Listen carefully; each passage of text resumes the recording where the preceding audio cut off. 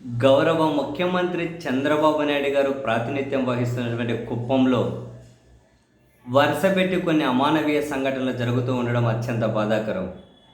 మొన్నటికి మనం చూసాం, 80,000 రూపాయలు అప్పు తీర్చలేదు అని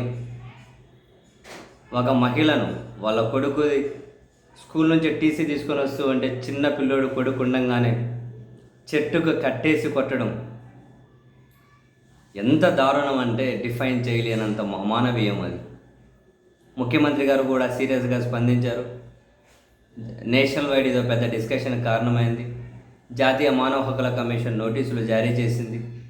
డీజీపీ చీఫ్ సెక్రటరీని వివరణ అడిగింది. ఇది మర్చిపోకముందే మళ్ళీ అదే కుప్పంలో ఈసారి మరో మహిళను పోలు కట్టేసి చిత్రహింసలు పెడుతూ ఉన్న వీడియో బయటకు వచ్చింది.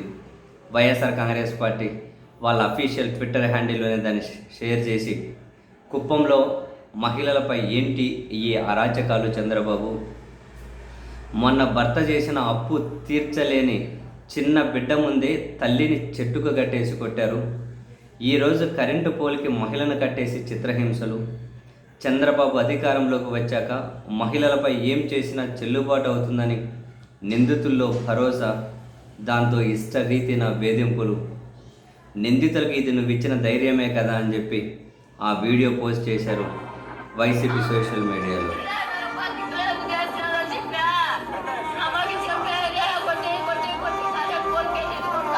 కొట్టి కరెంటు పోలు కట్టేశారట.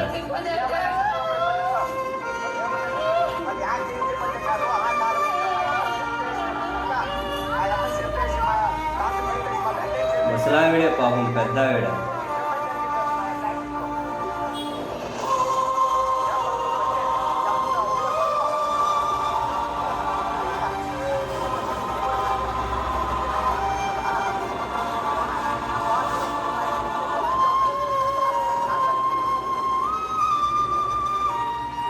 దారుణం పాపం.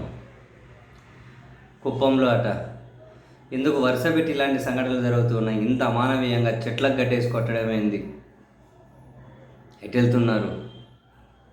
ఇంత దారుణం. అదేంటో అసలు ఎవరిస్తున్నారో ఈ ధైర్యం. కానీ రాష్ట్రంలో వరుస పెట్టి ఇలాంటి సంఘటనలు జరుగుతూనే ఉన్నాయి ఈ మధ్యకాలంలో.